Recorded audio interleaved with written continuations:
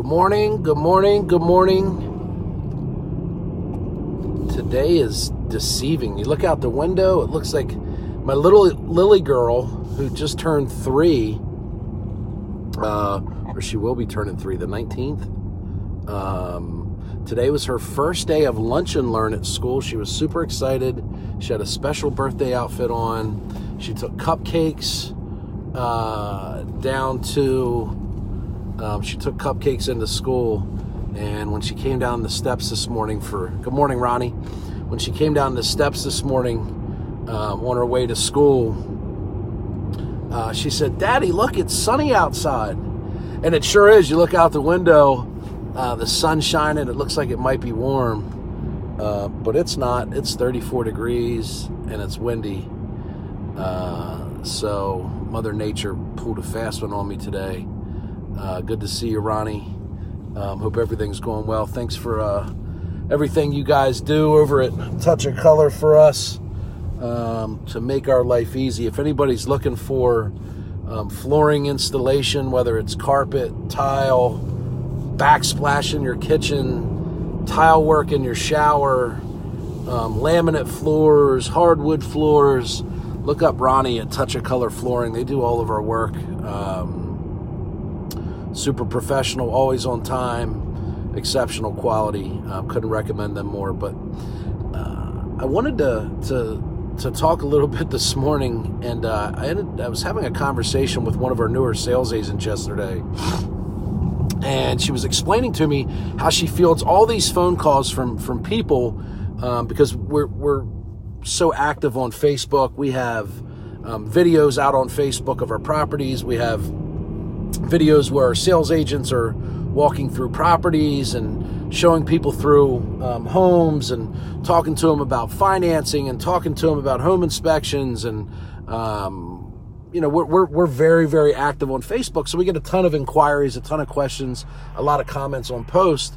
And this particular sales agent was talking to me about rent to own or owner financing. And so I was explaining to her how the program works and what's required of a home, a potential client if they want to do a rent to own or if they want to do owner financing versus, the credit requirements, the down payment requirements, the monthly payment requirements to get a conventional mortgage. And her comment to me was, these folks that I'm talking to are so heart set on not renting because they want something to go towards the house. So, and really what they're saying is, if I pay $1,500 a month, I want a portion of that $1,500 to pay down the house that eventually I would owe zero or less than what I paid for the house. And, certainly, building equity in a home is a real way and a proven method to accumulate wealth. If you buy a $200,000 house and 20 years later you owe $100 on it and now it's worth $260, you have $160,000 worth of assets basically that you accumulated. But here's the part that a lot of people don't talk about. And I think a lot of times as people in real estate, it's easy for us to say, stop renting, stop paying your landlord's mortgage, build real equity. And there's only, very few situations to where that really works out. And it's kind of what I just explained. I mean, unless you're in the property at least 5 years, probably closer to 10, you're not going to have enough equity in that property or appreciation in that property to really be of any measure. And the reality is that, when I was talking with this sales agent about, a rent to own or renting and then how it compared to buying, is the first 10 years that you make a mortgage payment on a 30-year mortgage on a $200,000 house, I don't know the exact numbers. You can Google 30-year amortization chart, 30-year mortgage amortization schedule, and there's a couple tools on there that you can pull up and you plug in the loan amount And then it shows you literally like your first payment, $1,482 goes towards principal and interest. $8 goes towards interest, and $8 goes towards principal. Principal is the actual loan amount. So your principal reduction or your principal payment is the amount that you physically pay down. That's the amount of equity that you're building in the property. So if you stay in a property and you rent it for 5 years, or you bought it and lived in it for 5 years on a 30-year mortgage, you're literally no further ahead if you bought that property than you would be if you rented it. Unless the property, for whatever reason, appreciates over that course of time. And by appreciate, I mean, just to be clear, you bought it for $140, and 5 years from now, it's worth $180,000. And then when you go to sell it, you pay out your normal, commissions and so forth of, say, 7% total. So out of 180, you might walk away with, when it's all said and done, $165,000. You have $25,000 worth of equity in that deal. But you didn't create the equity because you were paying down the principal. Good morning, Shane. Good to see you, my friend. You didn't create the equity because of you making monthly payments towards the principal. There's my stepdad, Greg. The equity was a result of appreciation. So either you got a really good deal when you bought the home, and maybe you did a little bit of repairs, and 5 years later, that neighborhood or that market or that particular price range that you're in now has a higher demand, and you're able to sell it for, much, much more than what you paid for it. But when you compare the first 5 years, maybe even 10 years of renting versus buying, there's virtually minimal difference or upside to buying versus renting. Now, I'm not trying to talk you out of buying a home for gosh sakes. I mean, I sell 400 properties a year between Pennsylvania and Maryland. All that I'm trying to give you is the other side that I don't think is talked about very often. It's very easy for people, particularly people in real estate, to talk about why renting is such a bad thing. House flippers, anything like that, they don't make money off of renting. So they're going to look for the bright side of buying, and there certainly is an upside. But the other side of that coin is the fact that renting isn't such a bad thing. You typically need very little upfront to get into a property. You need your first month's payment and a security deposit. So on a $1,500 property, which in York County, Adams County, Lancaster County, Dauphin County, $1,500 will get you a house like here. Let me show you. Like for $1,500, you can rent a house like that. You can rent I'm in York Suburban Schools. You can rent a house like that for $1,600 a month. So for $1,600 a month, you can rent a nice house. $1,600 a month will get you like a nice townhouse. So a $1,500 rent payment in 10 years means you have zero equity in the deal. A 10-year $1,500 mortgage payment might mean you have 5,000 equity, 10,000 equity. If you look at just the amount of your mortgage payment that goes towards your actual loan amount. And I'm telling you, it is minuscule. It is how nice is that? That person let me out with a line of traffic. Random act of kindness, I call it. I love when people do that. But the real fact is that in 5 years, you've paid virtually nothing on your mortgage. So I told the folks that they wanted to give me $15,000 down, and they wanted to do a rent to own for $1,500 a month. And when we talked it through with the sales agent, the real reason was they wanted to have something to show for those monthly payments. And the reality is once I showed them on a rent to own and I showed them what a 30-year mortgage would look like, the only thing they own is the debt. You truly don't own the house until it's paid off. You own, the property, but it's leveraged by the mortgage, and the mortgage company has the right to take that property from you if you default on those terms. So one benefit to renting versus buying is that there's not a huge upside financially when it comes to just having equity in the deal. Now, there's some tax benefits to being a homeowner. There's it's your house. There's the ownership aspect. There's some, non-financial aspects to it. But I'm just talking about the reduction of principal and building equity in a home. I mean, honestly, if you're going to stay in a house for 5 years, you're not getting really hardly any equity out of the deal. Particularly if you lump in, when you buy a home, you got 5 to 6% in closing costs, loan origination fees, private mortgage insurance, a lot of fees that are associated with that. So really in the first 5 years, unless you put all that money down, you're really just paying off the closing cost. So, I mean, I'd love to see a comparison, and maybe I'll do one where I show a person that rented for $1,500 a month for 5 years, and 5 years later they have zero equity.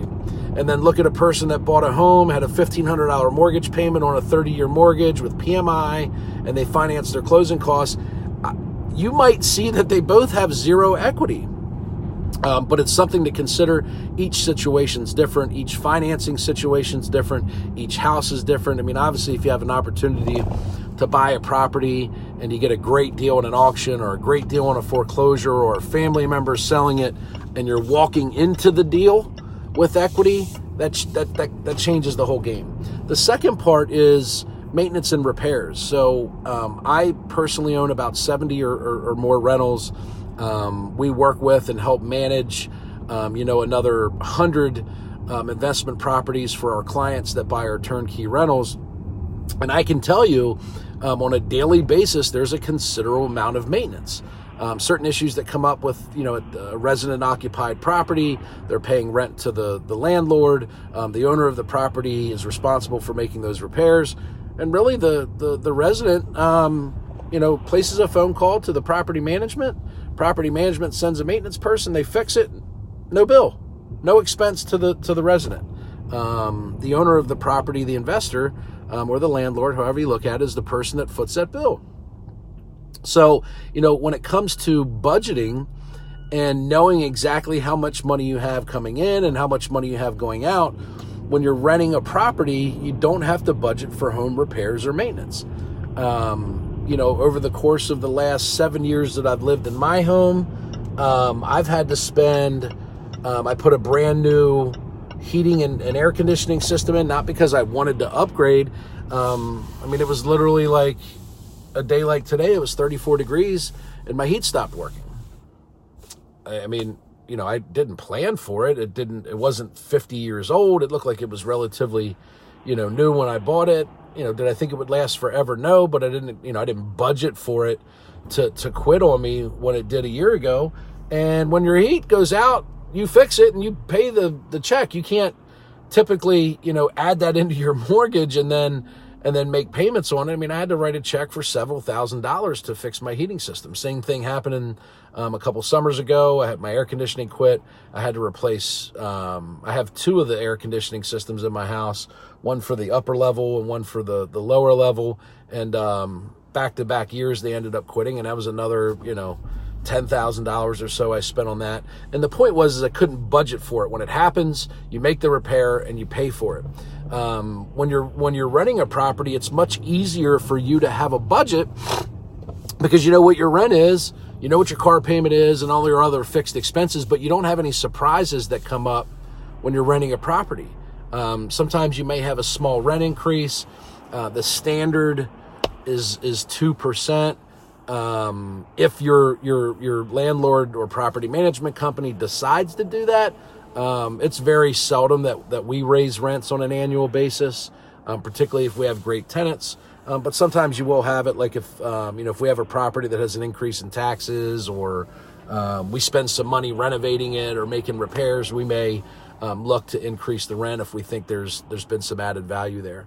The other benefit I think to renting is mobility. I have a friend of mine that made the decision at the end of last school year that it was best for his family for them to relocate, to move to a place that was closer to work, to relocate to a place where His children would be in a different school atmosphere that they felt was much more challenging academically, and was just a better fit for their family. And I mean, he had, a month left on his lease when he started doing this, had 30 days to shop for their next place to live, and was able to pack up and leave, got a security deposit back, no problem. I see oftentimes when people own homes, it's not as easy to sell as it is to buy. Even in my house, if we were to start thinking about selling my home, it would take me 3-4 months just to get it ready for sale. We live in our house. I have shoes laying all over my bedroom. We have kids with toys, and, it's a house that's lived in. If we wanted to prepare it for sale, I would probably rent a storage unit. I would move a bunch of the stuff that we don't use day to day into the storage unit. I might make a couple small repairs. And then, each day we'd have to spend probably an hour just organizing the house in case someone wanted to come look at it. And then you put the property on the market, and it might sell in 6 days. It might take 360 days.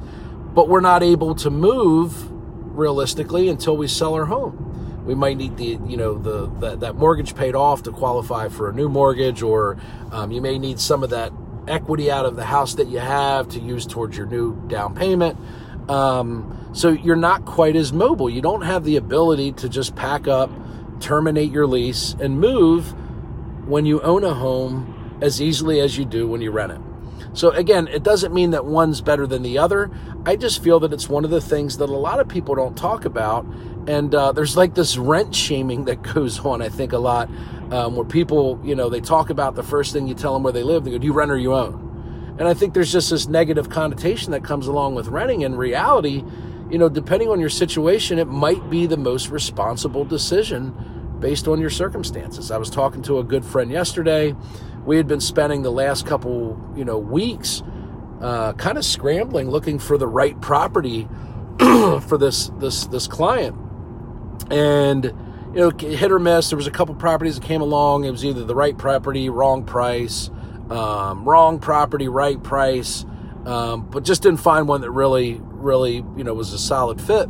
And as we were talking yesterday, I'm like, we're right now, you want to move, kind of need to move. But what I hear you saying is there's no guarantee. Matter of fact, it's almost guaranteed that you won't be in this property for an extended period of time. You have a need today, you want to move, but the reality is what you need today is really almost opposite of what you're going to want 2 years from now. And this client was like, man, you know what? You're right. And this person was talking about putting tens of thousands of dollars down, making a $2,000 a month mortgage payment. And that down payment's gone. The day you sign on the dotted line, that down payment's gone. You don't have that money back. It's in the property. The equity didn't go away. But now in order to get that equity back out, you have to go through the process of selling. So it's just something to consider. Those are, a couple things that I think you should weigh the pros and cons of when you're thinking about buying versus selling. And if you decide that buying versus renting, if renting feels like and looks like the best decision for you based on those couple items, so what? Honestly, I would love the freedom, to be able to know that if we made a decision as a family that we wanted to relocate to somewhere south, or we wanted to relocate to a different school district, or whatever the case might be, the freedom of knowing that, hey, you know what, our lease is up in 3 months. Let's give notice. We're going to start looking for a new place. The simplicity of that is really refreshing. So just something to consider. Renting's not a bad word. Weigh those couple options and make the decision that you think's best for you. And by all means, if you think I can help, if you found this video helpful, please share it out with somebody. You never know who's thinking about making a change with housing. And it's a major decision. There's a lot of money on the line. And, I'm also happy to help if somebody has any questions or needs some guidance as far as what the best fit might be for them. I'd love to help. And, we have properties for sale, properties for rent, investment properties. So, I have no skin in the game. To me, I don't care what you do. I just want to make sure that you have good information to help you make the best decision possible. And for me, that's what I hope the outcome would be. So you guys have a great day. I'm about to go into the car wash. So everybody have a great day. And I'll see you later. Take care.